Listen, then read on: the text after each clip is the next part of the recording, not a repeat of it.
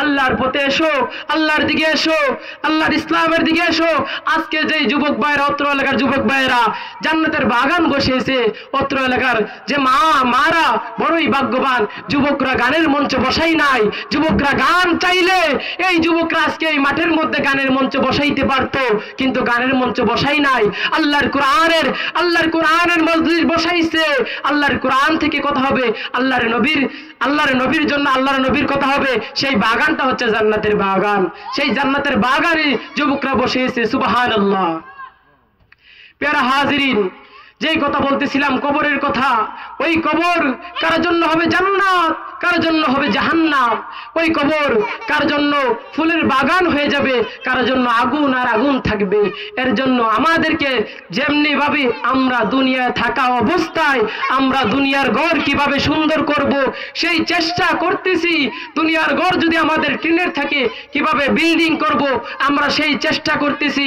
কিভাবে আমরা উন্নতি করব, দুনিয়ার এক ধাপ আগে কিভাবে চলবো আমরা সেই চেষ্টা করতেছি। কিন্তু দুনিয়াটা তো চিরস্থায়ী নয়। আর দুনিয়া মাজরাতুল আখিরা, পৃথিবীটা হচ্ছে আখিরাতের খেত শুরু।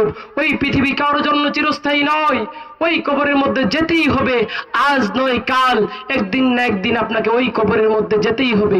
ওই কবরের সামান আপনাকে জোগাড় করতে হবে। ওই কবরের সামান যদি আপনি জোগাড় করে নেন, আপনার কবরটা হয়ে যাবে বড় আরামদায়ক, বড় আরামদায়ক, বড় আরামদায়ক।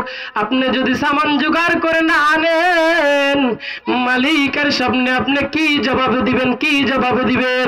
ওই কবরের মধ্যে নামাজের হিসাব নেওয়া হবে, নামাজের হিসাব নেওয়া হবে। আজকে আমাদেরকে আল্লাহ তাআলা কত নিয়ামত দিয়েছে, হাত দিয়েছে, পা দিয়েছে। যেই নিয়ামত পাওয়ার পর আমরা মালিকের শুকরিয়া আদায় করে ইবাদত করি না। এ ভাই, নিজের বডির দিকে তাকাইয়া দেখো, মালিক তোমাকে কত নিয়ামত চোখ দিয়েছে, চোখ দিয়েছে।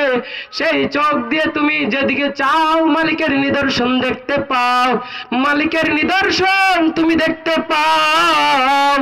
ওই নিয়ামত চোখ যদি তোমার না থাকতো তুমি মালিকের নিদর্শন দেখতে পারতা না।